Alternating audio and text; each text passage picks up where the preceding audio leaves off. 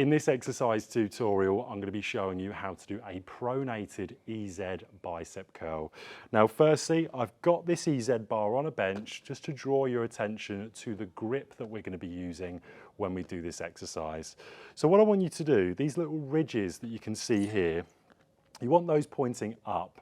If they're pointing down, you're going to find it very uncomfortable to execute a pronated curl with the EZ bar.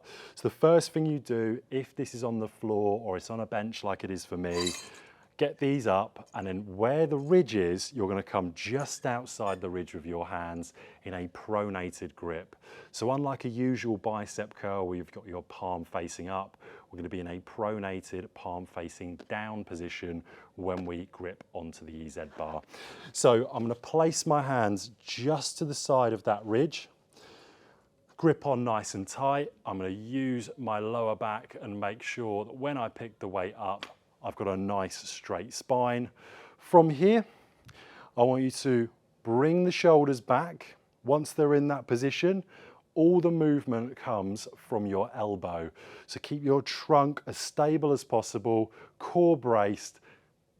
You're going to flex the elbow and slowly return back to your start position without using your hips and trunk as you do the exercise.